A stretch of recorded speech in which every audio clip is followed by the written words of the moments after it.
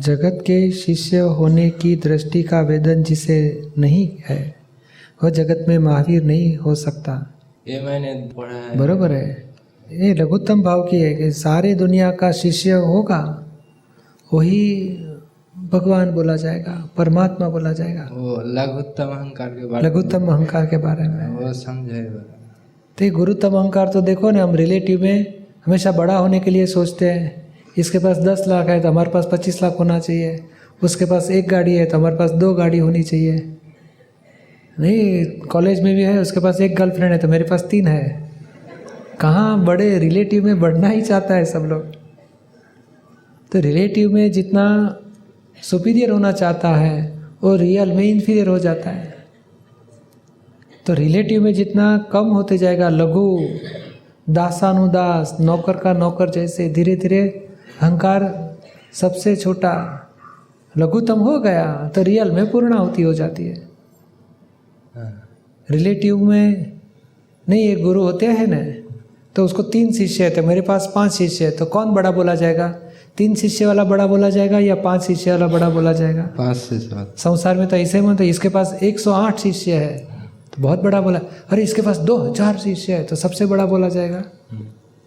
तो जितने शिष्य बढ़ते हैं तो लोग मानते हैं बहुत बड़ा। और आध्यात्मिक क्या बताता है कि आप जितने व्यवहार में बड़े होते हो तो आत्मा में कम होते जाओगे, क्योंकि आत्मा किसी का गुरु है नहीं। आत्मा को किसी कोई शिष्य रहता है नहीं। हाँ, तो आत्मा में आने के लिए ये गुरु शिष्य, ये द्वंद्व में से बाहर निकलना पड़ेगा, ये रिलेटिव में से बाहर निकलना पड़ेगा। तो यहाँ कोई गुरु भी नहीं, यहाँ कोई शिष्य भी नहीं, यहाँ आप भी आत्मा हो, मैं भी आत्मा हूँ, और यहाँ अभेद भाव है। ये जो भी है रिलेटिव में अहंकार का स्वरूप है, वो अहंकार हमेशा इससे मैं बड़ा हूँ नहीं।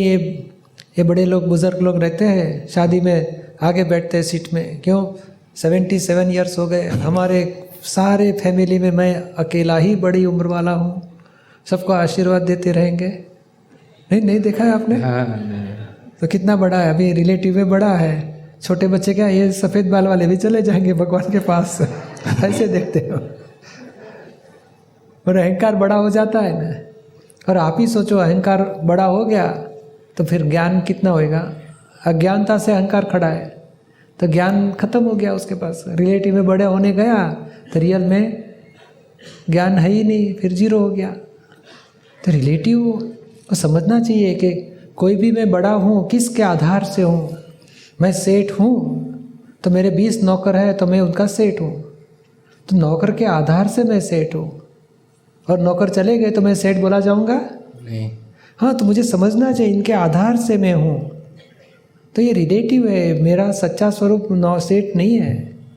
और व्यवहार में बोला जाएगा मैं सेठ हूँ, ये मेरे नौकर है, पर भीतर में ये समझना चाहिए वो भी आत्मा है, मैं भी आत्मा हूँ, और नौकर के आधार से मैं सेठ हूँ। मैं सेठपन करने जाऊँ, सेठपना, तो मेरी गलती हो जाएगी।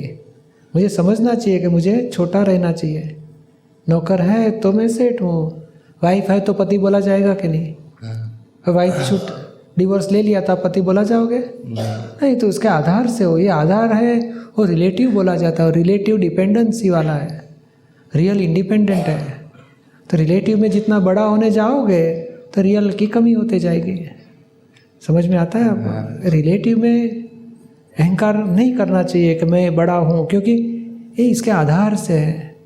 आधार से हम बड़ा होने के लिए अहंकार करने की ज़रूरत नहीं। हम समझना चाहिए कि व्यवहार में बोला जाएगा ट्रेन है तो पैसेंजर बोला जाएगा, पर सचमुच तो ट्रेन के आधार से हूँ, सचमुच मैं कौन हूँ जानना चाहिए। तो ही रियल की प्राप्ति हो गई, तो बाद में रिलेटिव में लघुतम हो सकता है।